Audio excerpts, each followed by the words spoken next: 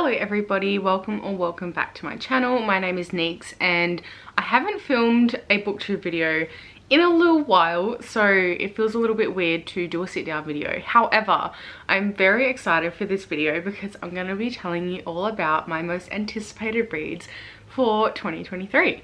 So I was compiling this list. I didn't have a specific number in mind or anything. Like in past years I've done, you know, 22 releases for 2022, but I decided to do away with that this year and just pick a bunch that I'm really excited for. It ended up working out to be exactly 20 anyway, so that is, I suppose, a nice round number for books that I'm really excited about next year. I'm not gonna lie, I don't know how many of these I'm gonna get to next year. Now these are ones that I've obviously come across already and that I am excited for currently, but I know there's gonna be more that I get really excited for next year when I see them or when I start seeing the hype. But for now, these are the ones that I am super hyped about. I don't have a book for every single month of the year or anything like that, but I am going to tell you about these in chronological order, starting from January through to November. So the first book that I'm really excited about is The Stolen Heir by Holly Black. I absolutely loved the Cruel Prince trilogy when I read it for the first time last year. I was really late to the hype train, but I had so much fun reading it, and this is sort of like a spin-off to that series. It is the first book in a new duology set in that same world. This one follows Oak, who is Jude's little brother, and I think it's going to be a fun time. I want to read it regardless of what it's about because I just had so much fun being in that world when I read it, and I haven't been able to stop thinking about it to this day. Like, I think it's probably one of my favorite like YA fantasy trilogies, and I'm really excited about it. It comes out on January 3rd. And another one that comes out on January 3rd is Highly Suspicious and Unfairly Cute by Talia Hibbert. I have read Get a Life Chloe Brown by Talia Hibbert and I absolutely loved it. I actually really need to get to the rest of the Brown sisters books because I haven't done it yet. But I'm still really excited for this one because I loved Chloe Brown so much. And this one follows the love interest Bradley Graham, who's pretty much perfect.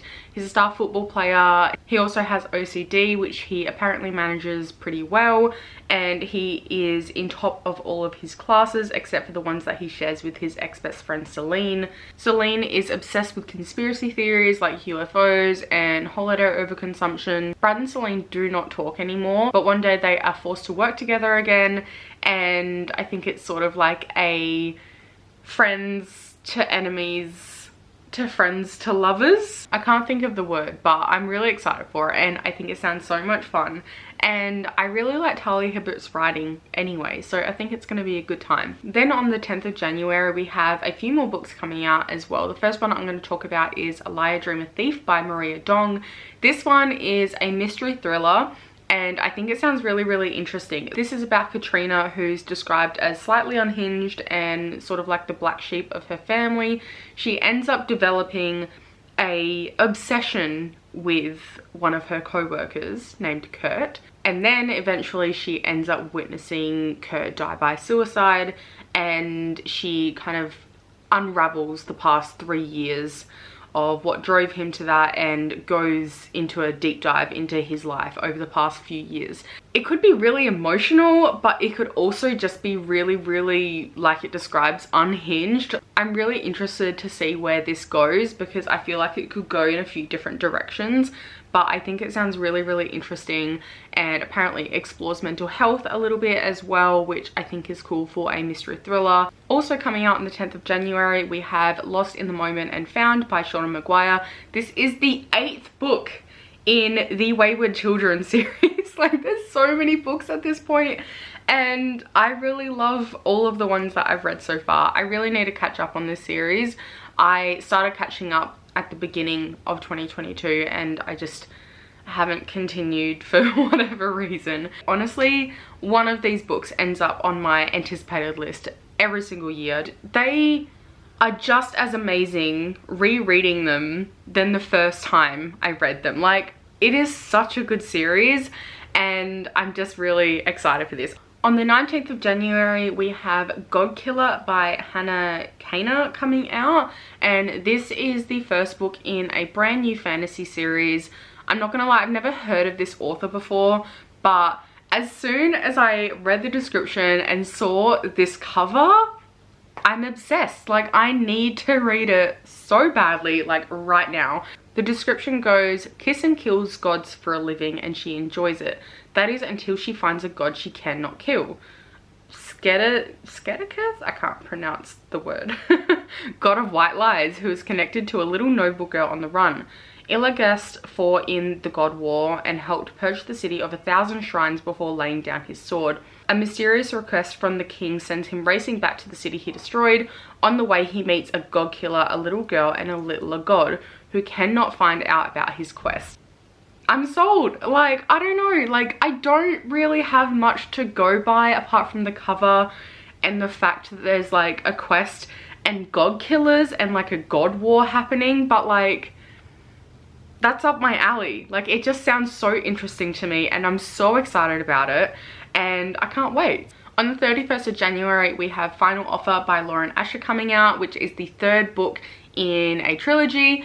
And look, I am really excited for this book. I'm not gonna lie, I read this series for my TikTok romance video that I did a few months ago, and I'm obsessed with this series. I think it's so much fun. Each of the books follows like a different couple and a different brother and their girlfriends, and this book follows the brother who I think I'm going to love the most. Like, he has been such a fun character to read about in the past 2 books, and I'm just really excited for him to get his happy ending in this book and to see what happens. And I'm just like, I'm so excited. I'm so excited for this.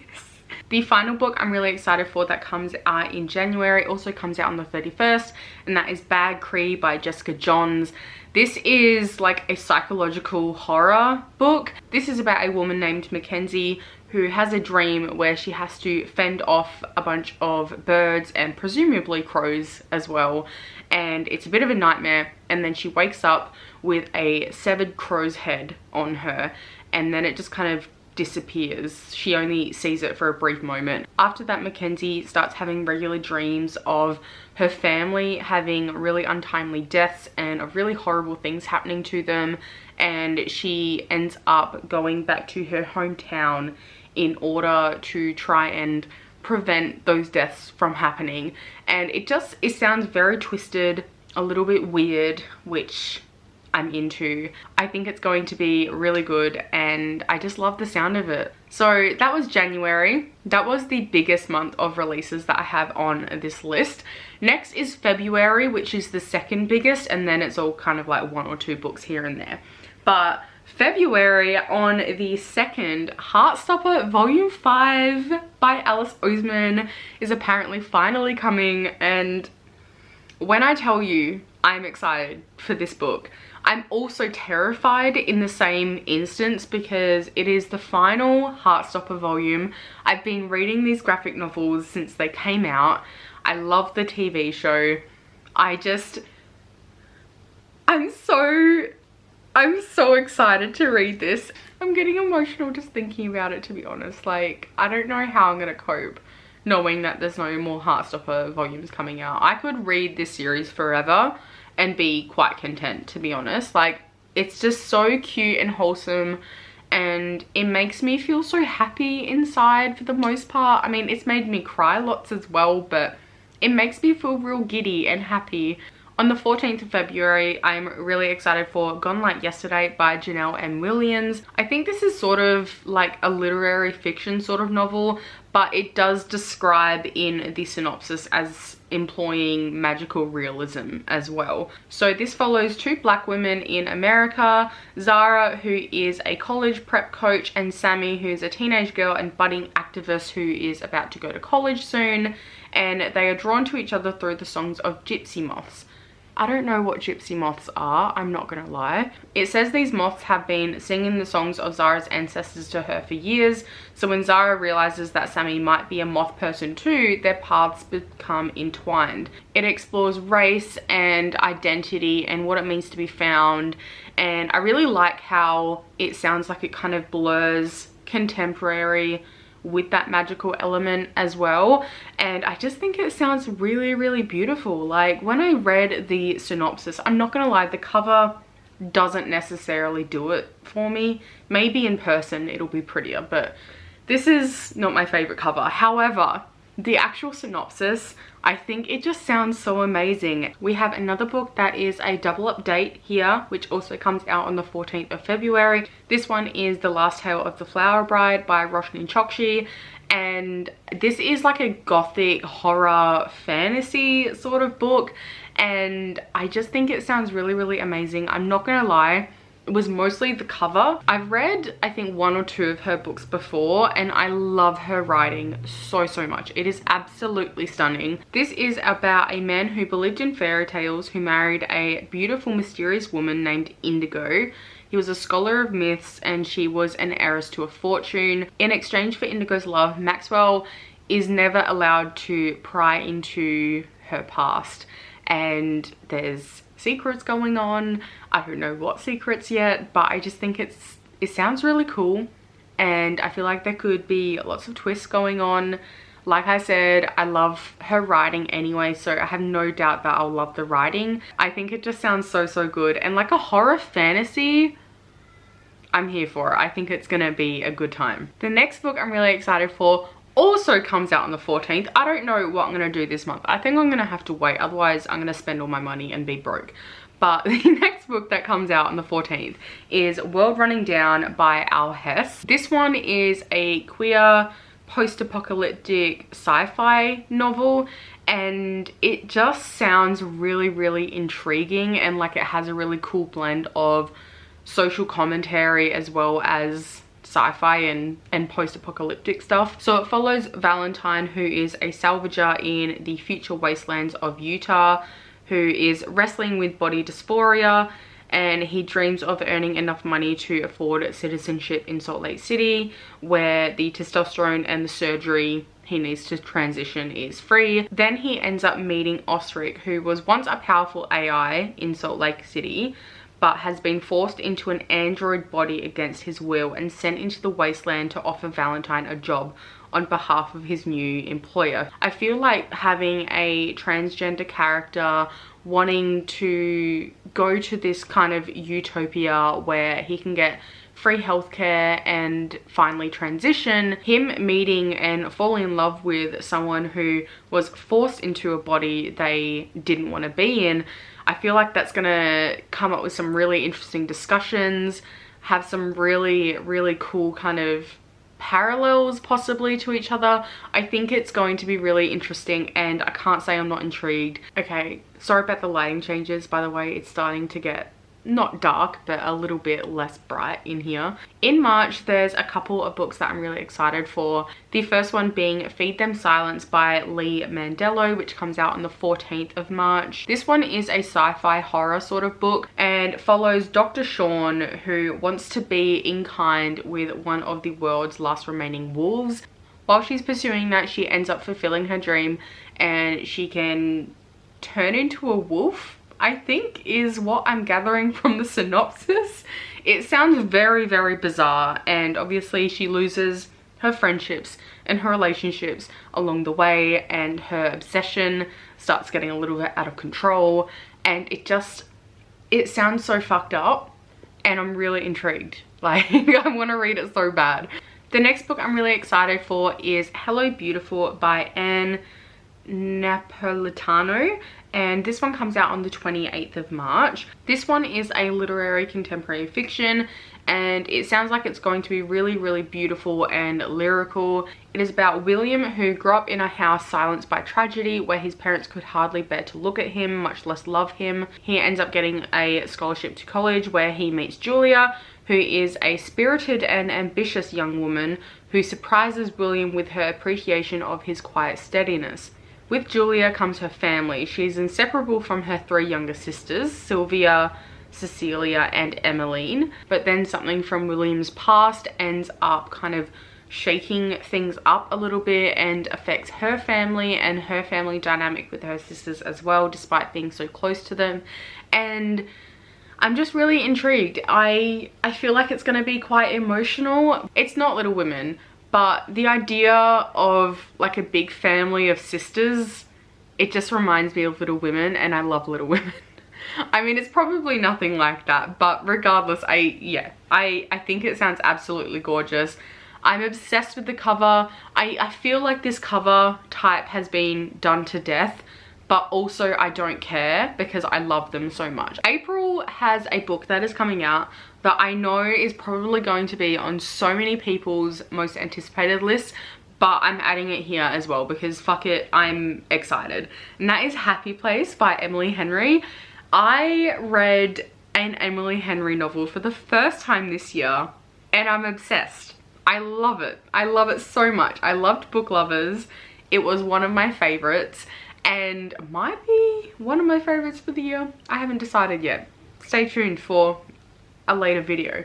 But this one is a second chance romance between a husband and a wife, or like a boyfriend and a girlfriend. I'm not gonna lie, I don't know too much about this apart from the fact that it's an Emily Henry romance and that it's second chance romance, and I'm gonna read it. I'm gonna get it regardless of what mood I'm in, and I'm really excited. So there's that. Oh, did I say what day that comes out? No, that one comes out on the 25th of April, just so you know. Another romance coming out on the 25th is Just As You Are by Camille Kellogg, and this one is a sapphic romance, and it is about Liz Baker and Daria Fitzgerald. Liz works for a queer magazine in New York, and it is on the verge of being shut down when it is all of a sudden bought out by a couple of investors, one of who is Daria.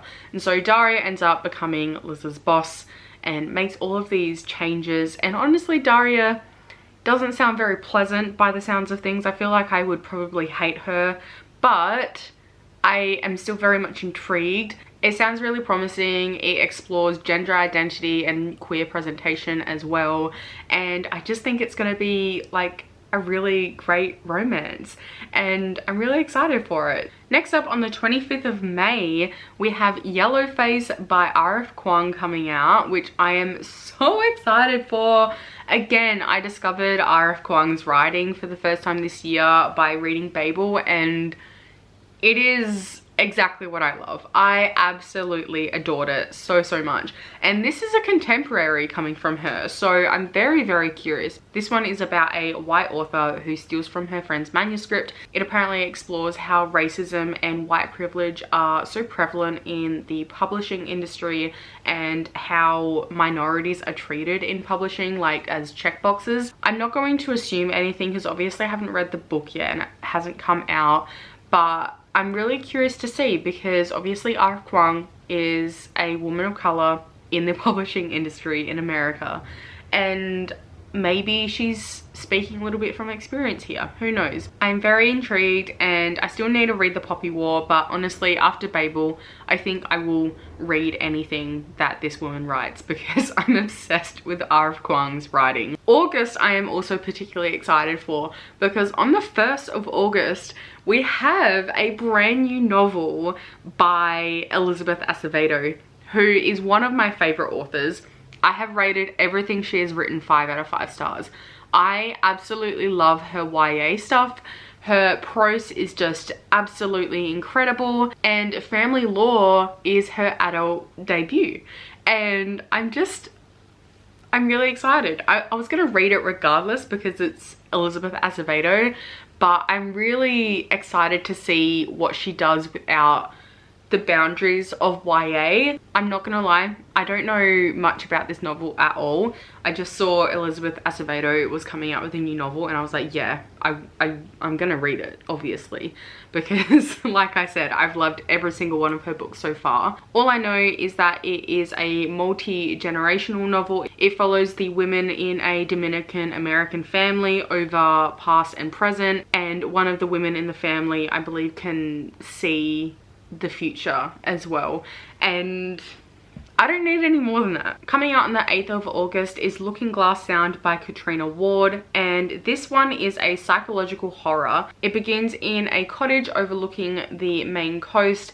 and Harlow begins writing the last book he will ever write. It's the story of his childhood summer companions and the killer that stalked the small New England town, of the body they found, and the horror of that discovery echoing down the decades.